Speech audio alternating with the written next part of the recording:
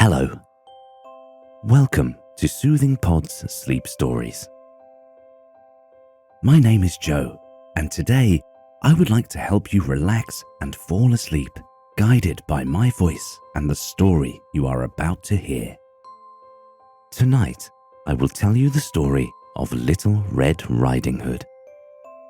It is an old fairy tale set in an enchanted forest.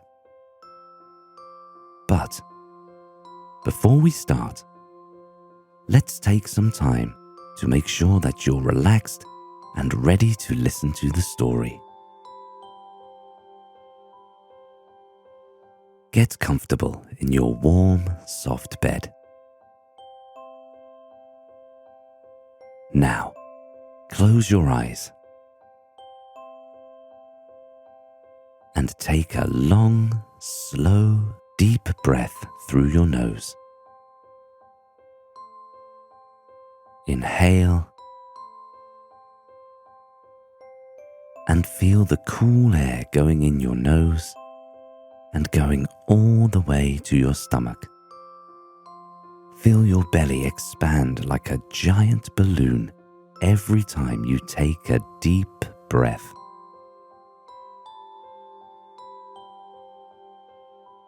Breathe in all the positive and happy thoughts.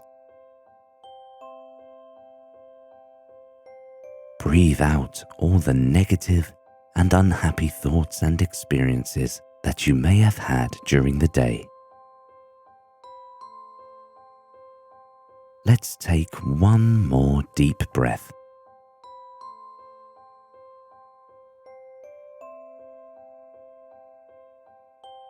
Now, give your whole body a stretch. You are now fully relaxed and ready to listen to the story.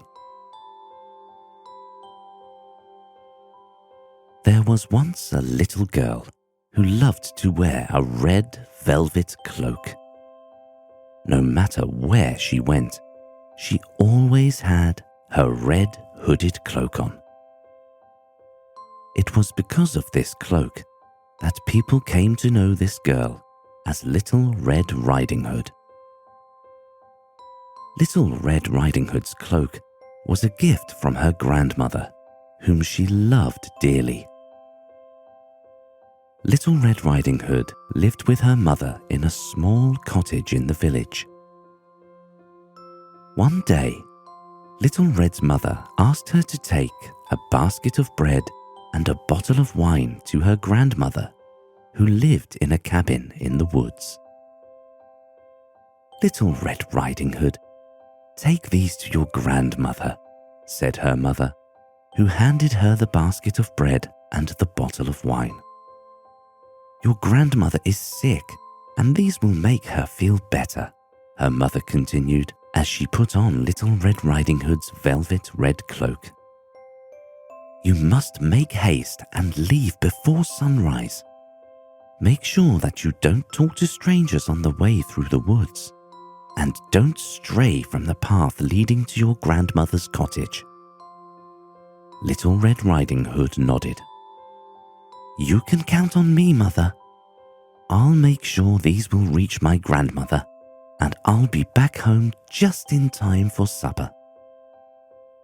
Little Red Riding Hood set out early in the morning, before the rooster could crow, and way before the sun's rays could peek through the sky. With her red hooded cloak and with a basket of bread and a bottle of wine in tow, she merrily made her way into the woods. As she entered the forest, she remembered her mother's words and stayed on the path to her grandmother's cottage. Now, Little Red Riding Hood had been on this path many times before, and although the forest was dark, she had no fear of getting lost. She knew this forest like she knew the back of her hand. Little Red Riding Hood was halfway through the forest when she encountered the slyest creature in the woods, the wolf. With all his cunning, the sneaky wolf greeted Little Red Riding Hood with a good morning. "What do you have there in your basket, little girl?" asked the wolf as he circled Little Red Riding Hood and tried to peek inside the basket she was carrying. Little Red Riding Hood had never before met the wolf, and she had no idea what kind of creature the wolf was. "Oh, good day, sir," said Little Red Riding Hood. "It's some bread and a bottle of wine for my grandmother. She is sick, and I am in a hurry to see her." "Where does your grandmother live?" "She lives alone in a cabin in these woods. If you follow this path, it leads straight to her house." The wolf seemed like a harmless, curious creature, so Little Red Riding Hood was not afraid. She thought he was a good companion in the dark woods, and it was getting pretty lonely walking the path alone. The wolf looked at the basket of bread and the bottle of wine and felt very hungry. He hadn't eaten for days and would do anything for some food. Some bread and wine would be okay to fill his tummy for now, but he was thinking about what a fine meal Little Red Riding Hood would make. "Oh, I see," said the wolf. "Why don't you take your time and look around the forest? See how much fun it is in this forest before you go to your grandmother's.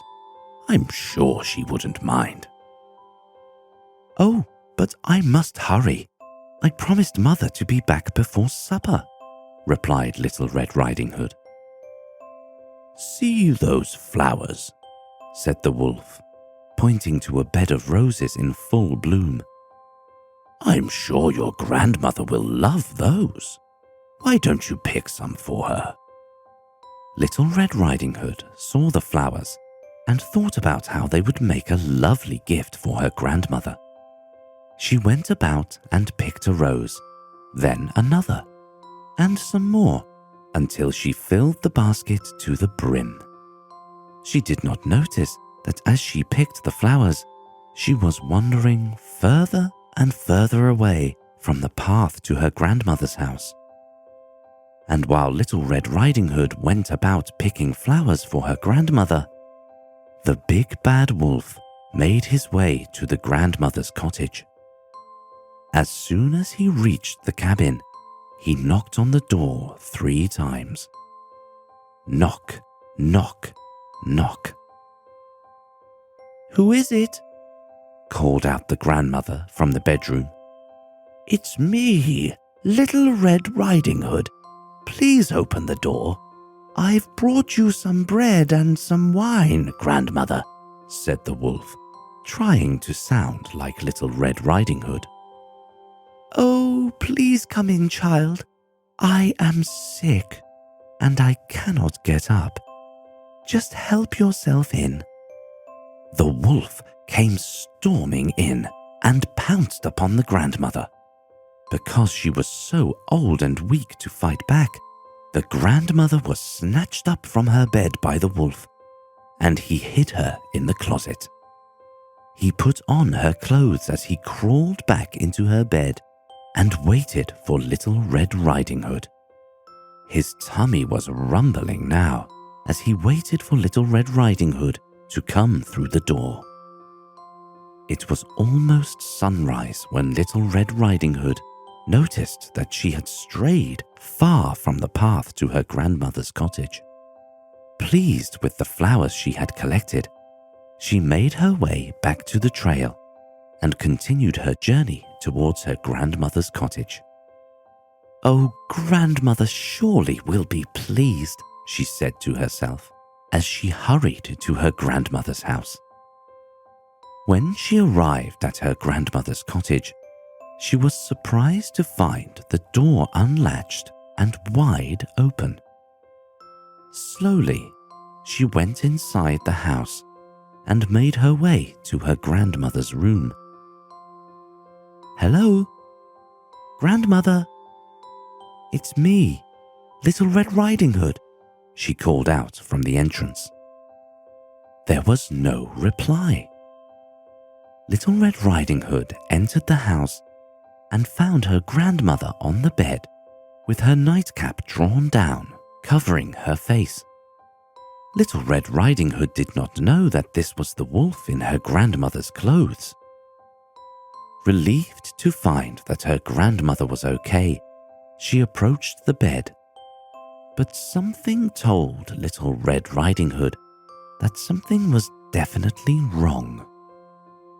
Oh, Grandmother, what big ears you have! Exclaimed Little Red Riding Hood as she came closer. The better to hear you with, my child, replied the wolf, trying to sound like the grandmother. And what big eyes you have! The better to see you with, my child. And what big hands you have! The better to hug you with, my child. The wolf laid out his giant paws to hug Little Red Riding Hood. And what big, horrible teeth you have, said Little Red Riding Hood as she stared at the wolf's sharp fangs. The better to eat you with, the wolf exclaimed as he reached out of bed towards Little Red Riding Hood. Little Red Riding Hood tried to run outside the house, but the wolf was swift and robust. The wolf caught up with Little Red Riding Hood, and he grabbed her by the cloak. Little Red Riding Hood tried to free herself from the wolf's grip, but alas, the wolf was too strong. At that moment, a huntsman happened to pass by the cottage. Upon hearing the commotion, he came storming in and saved Little Red Riding Hood from the wolf. He drove the big bad wolf away, and as soon as he did, the grandmother popped out of the closet and hugged Little Red Riding Hood tightly. Little Red Riding Hood gave her grandmother the flowers she had picked, and afterwards she, her grandmother, and the huntsman shared the bread and wine that she had brought all the way from the village. That evening, Little Red Riding Hood returned home to her mother as she had promised, in time for supper, and without a scratch. The wolf had vanished, never to be seen again. And now, every time Little Red Riding Hood sets out to visit her grandmother, she's quite careful who she stops to talk to, especially if they are a stranger. Now, it's time for you to sleep and drift off into dreamland. I wish you only beautiful walks with loyal friends and the comfort of your nice warm blanket to protect you. Good night, and I'll tell you another story tomorrow on Soothing Pod. Sleep tight.